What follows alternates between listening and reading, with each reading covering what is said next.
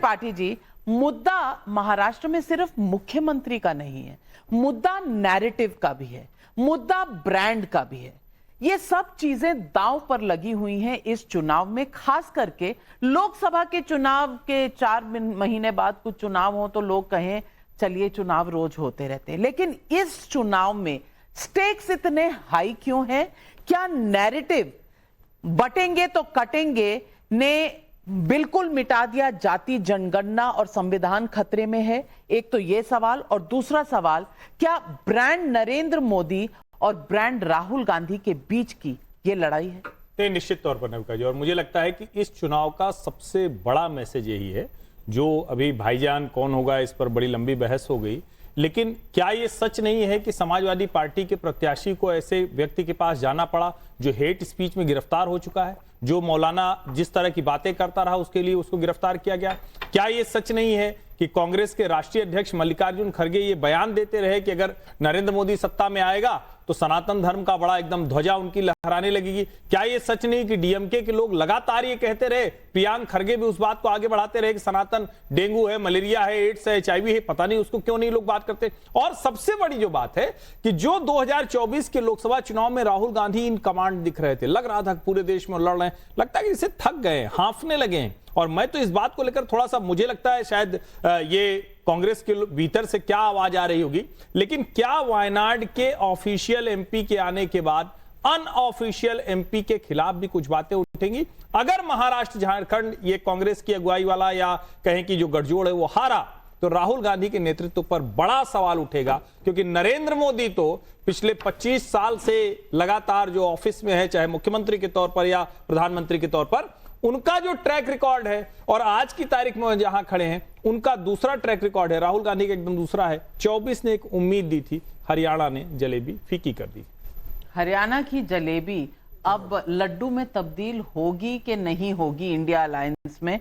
राजकुमार भाटी जी, मुझे ये बता दीजिए, इतना हाई पिच है उत्तर प्रदेश में 9 सीटों के चुनाव को, और वो हाई पिच झारखंड से होते हुए महाराष्ट्र तक जाता है। मैं पूछना चाहती हूं, इस चुनाव में इतना दाव हाई क्यों है? देखिए, महाराष्ट्र और झारखंड के परिणाम तो मतगणना के बाद आएंगे, लेकिन उत्तर प्रदेश के परिणाम मतगणना से पहले ही आ गए हैं, पोलिंग के दिन ही आ गए हैं। जिस तरह से अखिलेश यादव के नेतृत्व में, समाजवादी पार्टी के नेतृत्व में उत्तर प्रदेश में PDA एकजुट हुआ है और समाजवादी पार्टी के समर्थन में आया है, और योगी आदित्यनाथ जी ने उससे घबरा कर, उससे डर के जिस तरह पुलिस का, प्रशासन का दुरुपयोग किया है और बाहुबल का दुरुपयोग किया है और धनबल का दुरुपयोग किया है, पुलिस की वर्दी पहना के गुंडे खड़े कर दिए गए। और जो बूथ कैप्चरिंग कभी होती थी 70-80 के दशक में बिहार में, पूर्वी उत्तर प्रदेश में, हम सुनते थे TN सेशन के आने से पहले कि गुंडे गाड़ियों में भर के आते थे और बूथ कैप्चर करके चले जाते थे। 2 तरीके से करते थे, कुछ लोगों को पोलिंग बूथ तक पहुंचने नहीं दिया जाता था और कुछ पोलिंग बूथ जाके वहां वोट डाल दिए जाते थे। ये दोनों काम उत्तर प्रदेश के उपचुनाव में 9 सीटों पर योगी आदित्यनाथ जी की सरकार ने किए हैं, और इस कदर किए हैं कि तमाम अनदेखी के बावजूद भी चुनाव आयोग को 7 पुलिस अधिकारियों को सस्पेंड करना पड़ा। चुनाव आयोग का नियम है, आचार संहिता है, और एक दिन पहले उत्तर प्रदेश चुनाव आयुक्त ने खास तौर से पत्र जारी करके कहा कि पुलिस को किसी की का पहचान पत्र चेक करने का अधिकार नहीं है, पुलिस किसी मतदाता को चेक नहीं कर सकती। लेकिन सब जगह बूथों पर जहां जहां समाजवादी पार्टी के वोट थे और खास तौर से मुस्लिम समुदाय के और OBC के वोट थे, पुलिस लाठियां चला रही थी, पुलिस बैरिकेड लगा के महिलाओं के आइडेंटिटी कार्ड चेक कर रही थी और दौड़ा के भगा रही थी, वापस बूथ तक नहीं पहुंचने दे रही थी। ये दृश्य पूरे देश ने देखे हैं। भारतीय जनता पार्टी की हार तो मतगणना से पहले ही हो गई है। अब कल पता चलेगा कि 9 सीटों में से कितनी सीटें हम जीतते हैं। हमें फिर भी उम्मीद है कि हम BJP से ज्यादा सीटें जीतेंगे, तो तमाम बेईमानी के बावजूद। त्रासदी हुई है और आप जीत नहीं पाएंगे, तो ये बहाना माना जाए? अच्छा, एक टिप्पणी और, एक आपने और जिक्र किया था नाविका जी, कटेंगे तो बटेंगे का, सॉरी बटेंगे तो कटेंगे का, बटेंगे और कटेंगे का जो पाखंड है और जो दो मुहापुन है वो गाजियाबाद में हमने देखा। योगी आदित्यनाथ जी आए, 1 किलोमीटर का रोड शो किया। 1 किलोमीटर के रोड शो में 10 मंच लगे थे जातियों के नाम से, वैश्य समाज का मंच, ब्राह्मण समाज का मंच, गुर्जर समाज का मंच, यादव समाज का मंच, जाटव समाज का मंच। ये इनकी असलियत है। ये हमसे तो कहते हैं जातियों में मत बांटो, जाति जनगणना की बात मत करो भाटी जी, और एक खुद तो- 1 किलोमीटर में 10 जातियों के मंच लगाते मैं बात रख लूं भाटी जी, ये इनकी असलियत है। बात कर। देखिए भाटी जी बड़े दिनों के बाद आए, तो पहले तो स्वागत है भाटी जी, आपके साथ फिर से डिबेट का अवसर मिला। बटेंगे तो कटेंगे ये तो पाखंड है, पर जो मुल्ला सलमानी के साथ बैठकर जो गजवाए हिंद की बात करता है, या मुल्ला पर्सनल लॉ बोर्ड के लोग हैं जो कहते हैं कि हम वोट जिहाद चाहते हैं, वो तो पाखंड नहीं, वो तो सेकुलरिज्म का सुंदर संगीत है भाटी जी।